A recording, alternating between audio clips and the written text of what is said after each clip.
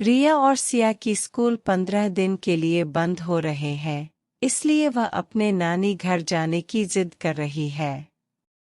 रिया और सिया नानी घर जाने की जिद लगा बैठी है। मैंने अपनी तैयारी शुरू नहीं की है, पर उनकी तैयारी शुरू हो गई है। हाँ, तो इसमें दिक्कत क्या है? बच्चे बहुत दिनों से कहीं घूमने नहीं गए हैं। मैं तो अपने काम में बिजी रहने के कारण कहीं तुम लोगों को घुमाने भी नहीं ले जा पाता। मैं आज ही टिकट निकाल लाता हूँ, तुम जाने की तैयारी करो। आप भी साथ में चलते तो ज्यादा अच्छा होता। तुम लोगों के साथ जाने का मन तो मेरा भी है, पर ऑफिस में बहुत ज्यादा काम है। इस बार तुम तीनों हो आओ, मैं फिर कभी और चलूंगा। ठीक है, आप कहते हैं तो हम चले जाते हैं। बच्चों का अपने नानी से मिलना हो जाएगा और मैं भी अपने माँ से मिल लूंगी। मैं तो भूल ही गया था कि टिकट भी निकालना है। एक काम करता हूँ, अभी ही टिकट निकाल लेता हूँ। थोड़ी देर में ही टिकट निकल जाती है। स्कूल से छुट्टी मिलते ही बच्चे ट्रेन में बैठकर नानी घर के लिए निकल पड़ते हैं। जब बच्चे नानी घर पहुंचते हैं तब माँ, कैसी हो तुम? मेरे से पहले तुम्हारे नतनियों ने यहाँ आने की तैयारी कर ली थी। मेरी दोनों नतनी बहुत सुंदर और प्यारी है। कितनी बड़ी हो गई है, मैंने तुम्हें बहुत छोटे में देखा था। नानी, वहाँ तो बस हमें पढ़ाई ही करना पड़ता है, यहाँ तुम हमें घुमाने ले चलना। हाँ, ले चलूंगी, पर तुम लोग ट्रेन की सफ़र से थक गए होंगे, इसलिए पहले आराम कर लो, फिर मैं तुम लोगों को सब जगह घुमाऊंगी। बहुत दिनों के बाद माँ बेटी मिले थे, सो अपने गपशप में लग जाते हैं और रिया सिया खेलने में। रिया और सिया जब बालकोनी में खेलती रहती है तो रिया एक चिड़िया बेचने वाले को देखती है। चिड़िया ले लो चिड़िया, रंग बिरंगी चिड़िया। चिड़िया ले लो चिड़िया, रंग बिरंगी चिड़िया। सिया, कितनी सुंदर सुंदर चिड़िया है, चलो जाकर देखते हैं। फिर बच्चे चिड़िया बेचने वाले के पास आकर पूछते हैं, अंकल, यह चिड़िया आप कितने की बेच रहे हो? क्या यह चिड़िया हम लोगों के जैसे बोलती है? अभी तो यह बहुत छोटी है, पर जब यह बड़ी होगी तो तुमसे बात भी करेंगी। सच में अंकल, ये चिड़िया मुझसे बात भी करेगी? तुमसे बात भी करेगी।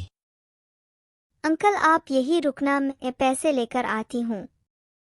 रिया घर के अंदर जाकर तुरंत पैसे लेकर आती है और चिड़िया बेचने वाले को पैसे देकर चिड़िया खरीद लेती है। पिंजरे में कैद चिड़िया लेकर जब रिया घर के अंदर आती है तब रिया की माँ पिंजरा देखकर कहती है, रिया, तुम यह पिंजरा कहाँ से लेकर चली आई? किसके घर से ला रही हो ये पिंजरा? किसी के घर से नहीं ला रही हूँ माँ, अपने ही घर के सामने एक अंकल चिड़िया बेचते जा रहे थे तो मैं उनसे खरीद ली।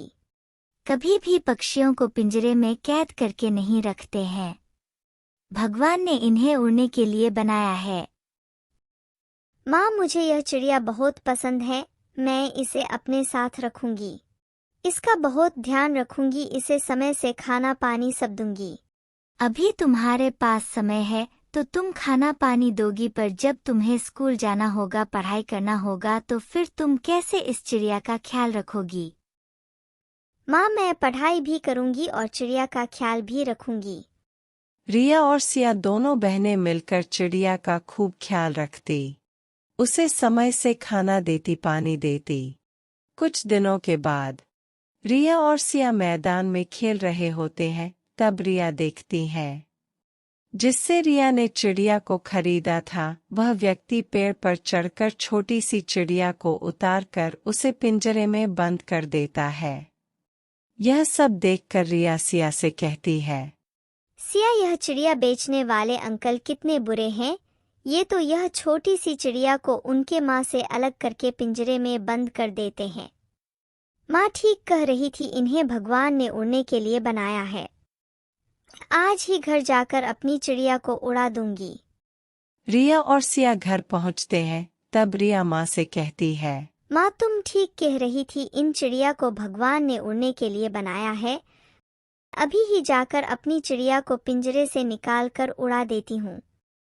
फिर रिया चिड़िया के पास जाकर चिड़िया से कहती है, मुझे माफ करना, मुझे नहीं पता था कि तुम्हें हवा में उड़ना है।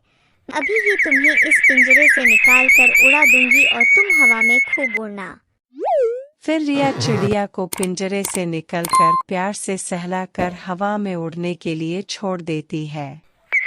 चिड़िया जाकर पहले पेड़ पर बैठती है और फिर आसमान में बहुत ऊंचा उड़ जाती है।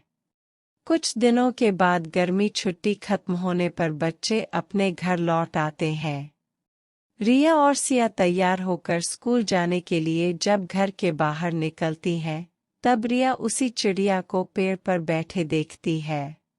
सिया, देखना, यह तो वही चिड़िया है जिसे मैंने नानी घर में उड़ा दिया था। तो तुम्हें बहुत याद कर रही थी। क्या तुम भी मुझे याद कर रही थी? चिड़िया रिया की आवाज सुनकर जोर जोर से हल्ला करने लगती है।